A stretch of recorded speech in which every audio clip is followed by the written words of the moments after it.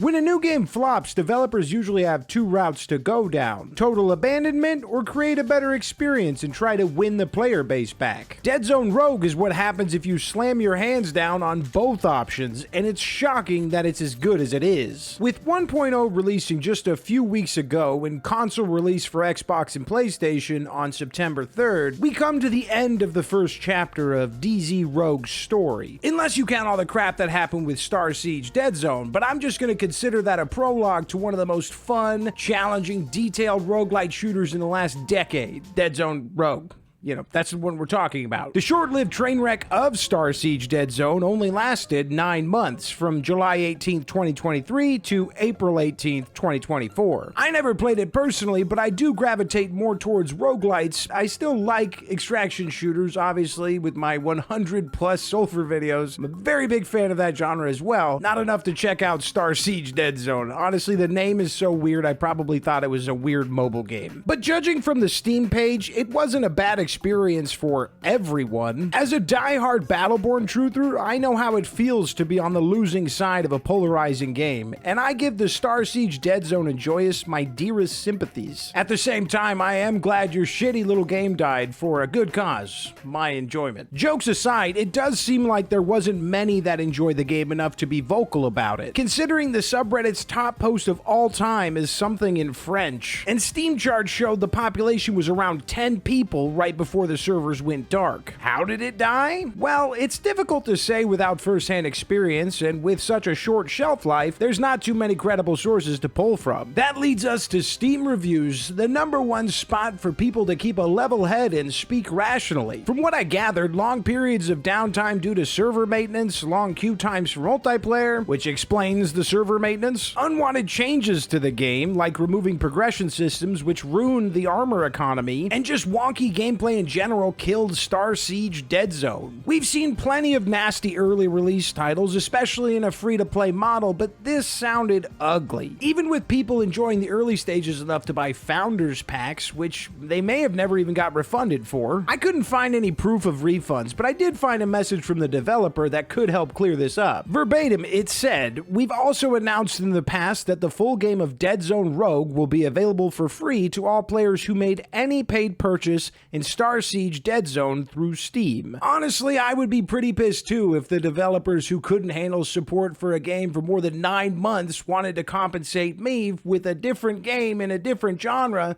and when I already don't trust them. How does a dev team come away from that and find any future success? Let alone one of the most fun, challenging, and finely detailed roguelites of 2025. Seriously, I have no clue. This shit's just a miracle, I guess? 1 year after breaking under a dozen SSDZ fans' hearts, Deadzone Rogue launched. I can't express how much better of a name Deadzone Rogue is. It's not a great name, but it's better than Starsiege Deadzone. What the fuck is that? I remember when I ran it on launch week, and I was pleasantly surprised with how tight the gunplay was and how much content the game actually had. Then the homie Luminary Toaster informed me that it was sort of an asset flip. I won't lie, hearing that a game, even if I was enjoying it, was birthed off of the untimely demise of a critical failure did not fill me with confidence for its early access period. Even though I did really enjoy my first session, my plan was to wait a bit and come back, hoping to avoid some heartache and pain if we never saw its true potential. So I waited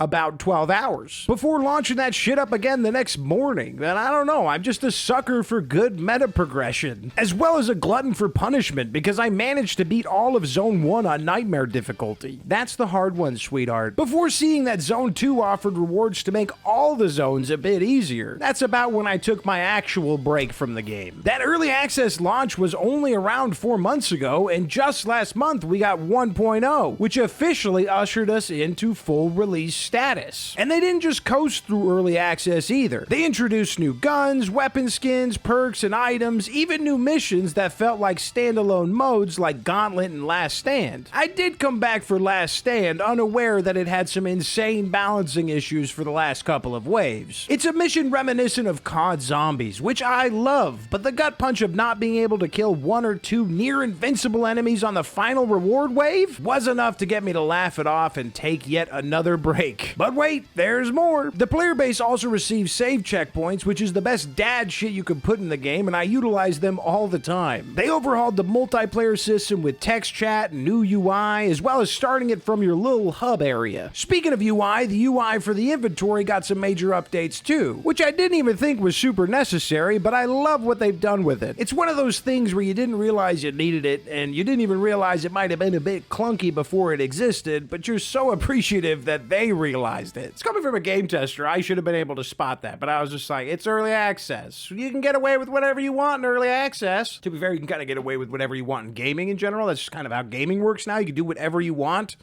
Some people will pay for it. It's crazy. 2 new elements debuted in 1.0 as well. Psionic to help you ragdoll jabronis, and Plasma, which is kind of like some lightning ball shit. I don't know how to explain that one. Avatars, titles, a stat screen, which every roguelite game should have eventually. I'm just saying. Synergies that give bonus perks and stats when you activate sets of specific items and perks. Voice chat, new enemies and bosses to go along with Zone 3, which I gotta say, without spoiling anything, is the best zone the game has to offer, with moments that actually had me surprised, excited, and maybe even a little aroused.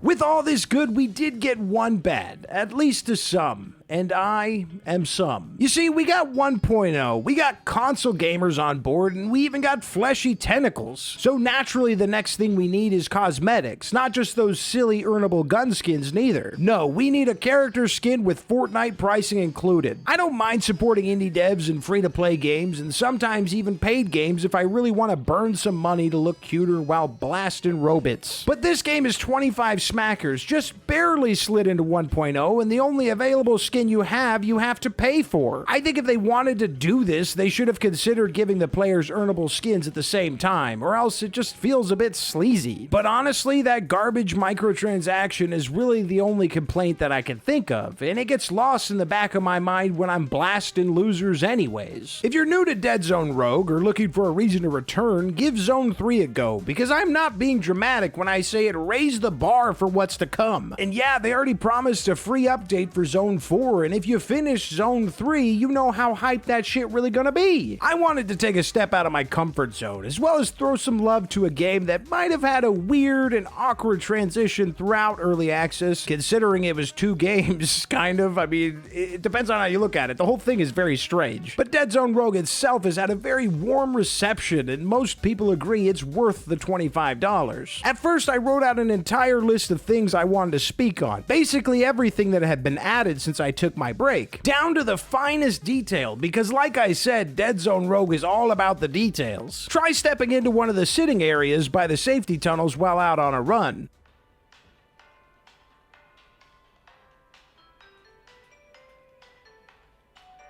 I can't get over how much I really love when devs put shit like this in their games, because it just rounds out the experience. As I prepared to record that video, I realized that I couldn't do it. I had so much fun going through Zone 3, watching the game evolve as I blasted past enemies, seeing the developers add new things that flirt with the RPG genre, as well as showcasing that they can go bigger. And they have to go bigger with Zone 4. I couldn't take that level of excitement from you, the viewer, because I want you to experience this delightful little game for yourself. Although it's not very little, it's actually got a lot of replayability, okay? Because you got the meta progression, you got all the guns and the missions and the difficulties, you can do some multiplayer. I mean, there's a lot to do. It's a jam-packed experience. And there will never be another game like Deadzone Rogue. Its origin is almost too weird to really believe. But the developers knew they could do it. They persevered in the face of certain defeat, knowing it would be next to impossible, but they had to try anyways. I'm glad Prophecy Games figured out that whole game design thing, because you can't get away with this shit twice. I forgot to mention they added a social media section to the starting room. It's really weird, but it's new, so yeah, I'm gonna mention it. Oh, and the generic voice acting got a decent upgrade with the new character who was introduced in Zone 3, whose performance I really enjoyed, which isn't always the case for indie games. And no, I'm not just shoehorning in additional information that I might have forgotten to talk about until right now. What I never forget to talk about is the members of this channel channel, and I want to throw them some love because they go out of their way to give some money to my family and I every month, and they don't have to do that, but they do it anyways. They're amazing, beautiful people, and I appreciate them oh so much. Obviously, this wasn't a Sulfur video, but it is a game that I've covered on this channel before, and a game that I really enjoy. When I first heard about Deadzone Rogue's origin story, I thought it was really interesting, and I wanted to share with you guys, so that's what I did. Gotta remember that old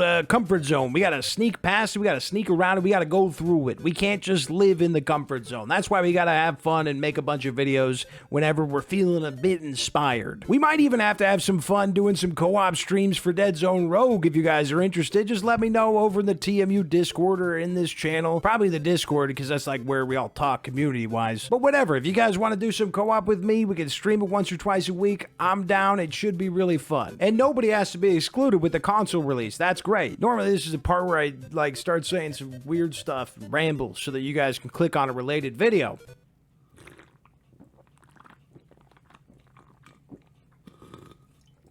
I don't know what you're fucking expecting.